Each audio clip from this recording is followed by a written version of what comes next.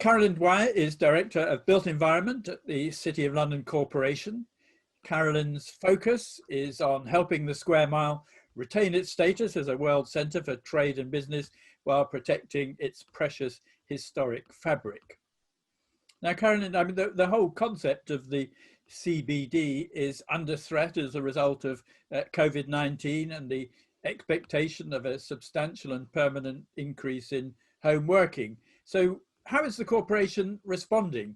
I mean, the last epidemic in the Square Mile in 1665 drove a lot of residential out of the city. Do you think we'll see such a shift of such magnitude this time around?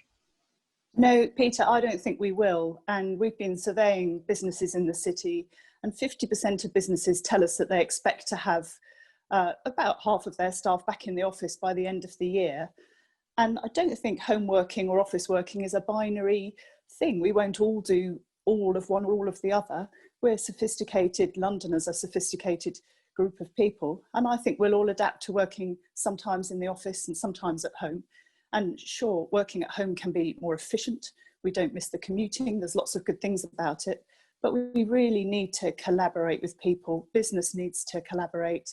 Designers, all the creative industries in the city and in London value that face-to-face opportunity to collaborate with each other. And I don't think that's just going to be switched off.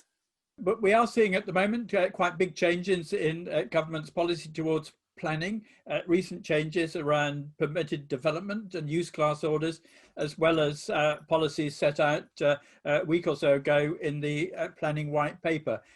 Do you see these impacting on the city? Well, I think the intention of the government's planning changes and white paper is to facilitate development. And we've always seen ourselves as an organisation that facilitates and enables development. But what we all want to see is good growth and good development. And buildings that are built now or refurbished now will be in use for a very long time to come. So it's essential that we do get those things right. So we're keeping a close eye on the government's changes. But as a pro-development organisation, we don't feel that they'll have a huge impact on central London. But we really have to watch them play out and see what happens. So you don't see permitted development allowing office buildings in the City of London being turned into residential? We don't know yet what the unintended consequences of the government's changes will be, but certainly the government has put certain protections and guidance around the permitted development. And we don't see that happening in the city. We don't think there's much opportunity for that to happen. And of course, the city is pro-residential development, but not necessarily within the Square Mile, because we all know about the benefits of agglomeration for businesses, large and small, across the world see the benefits of agglomeration. And the city only has 1 square mile and essentially is part of the central business district for London. So whilst we do have and treasure our residential developments, I don't see a huge growth in residential development in the city. But it's interesting, we often compare ourselves to New York, and if you look at what happened to Lower Manhattan after 9/11, when a lot of companies moved out to, let's say, more suburban areas, places like New Jersey, the Lower Manhattan changed itself into an area, more mixed use with residential as well as commercial. You wouldn't see that as a potential change in the city? I don't see that as a trend for the city. I think there will be more residential within the central business zone, and that plays to how we're all adapting and living and working differently. But the Square Mile is just so constrained for space, and we've talked often about future planning for the Square Mile, and capacity and intensification of use is such a challenge for us. I just don't see where lots of extra housing would go. Of course, we do have housing development and housing targets, but not in really significant numbers. So there's a lot of discussion about the opportunity to do things differently as we emerge from the pandemic. The Mayor talks about build back better, looking at healthier streets, less pollution, more collaboration, a more equitable city. What positives can you see coming out of this crisis for the city? Peter, we welcome the Mayor's changes and the government's changes. And actually, whenever we've talked about the future of the city, everything we've been striving for about more active travel, more healthy streets, healthier populations, people's well-being, all of those things, better air quality, now is just an opportunity to accelerate their delivery. I don't think there's a fundamental change to what we've always been trying to achieve. It's just that we have the opportunity now to be perhaps a bit more experimental, a bit faster in some of our delivery, and to try some of those changes and really see how they work. Whereas before, maybe we would have taken several years to implement them.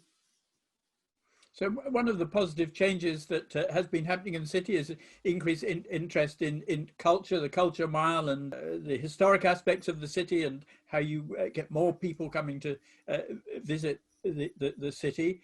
Do you think that is a shift which may be affected by COVID-19? Do you see that the investment in things like the new music centre might be affected by the change in economic circumstances as a result of the crisis? I absolutely do see a shift, but I hope that it will be short term. And I watched your interview with Laura Citron, which I thought was fascinating. And she talked about how tourism underpins the whole economy of London. 1 in 7 jobs in London is linked to tourism. It brings in a cash flow. It makes London a place where people want to live, and businesses want to locate in cities where people want to live. So the long term, I still see London as it has an offer that no one else can compete with, or very few cities in the world can compete with. And long term, I'm sure that will continue.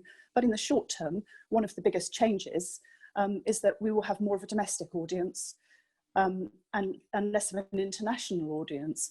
But how often do we, as Londoners, say, do you know, I should have visited this or that and I haven't, it's right on my doorstep. Well, now is our chance to persuade Londoners, 9 million of them, to come and enjoy their heritage, their culture, the offer that London has, without the crowds.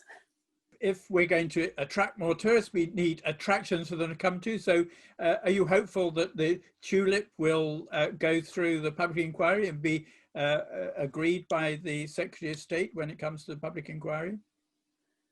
Yes, of course. The city's position is that the Tulip would be an interesting and valuable diversification to the city's offer. The inquiry will be a new way of working for all of us. It will be a predominantly virtual inquiry, we understand. And let's see what happens. And when is that likely to happen? At the moment, in November.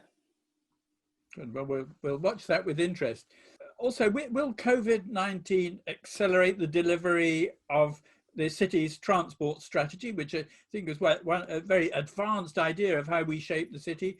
You know, we are already seeing a sharp increase in active travel, micro-mobility, and we have, of course, the Prime Minister's golden age of cycling. How's the city doing in progressing its strategy?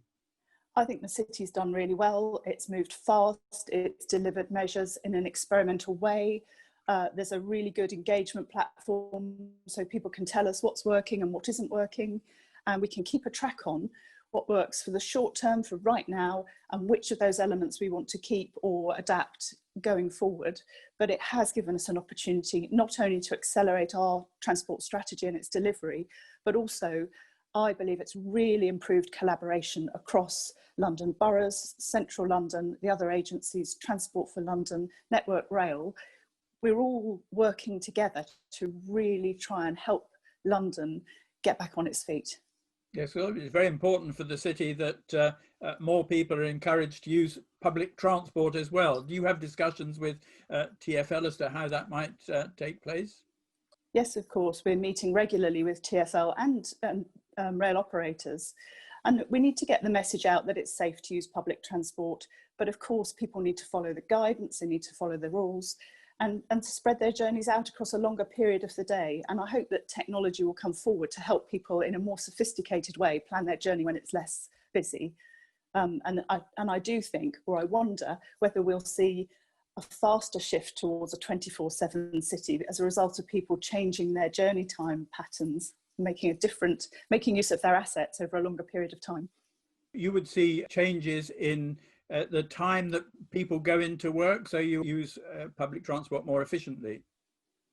I think it's inevitable, isn't it? And it's been happening slightly for years, but I noticed in your conversation with Peter Hendy, he said you can tell that people have been working from home because Mondays and Fridays have far fewer people travelling on the network than any other day of the week.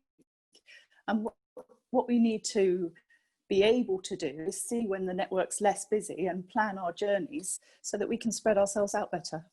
And I think more people will work different, more flexible shifts, different times of day. Carolyn Dwyer, thank you very much for answering my question. Thank you for your comments, and good luck with bringing the city back to its usual vitality and leading business centre. Thank you very much. Thank you, Peter, and I look forward to seeing you back in London soon.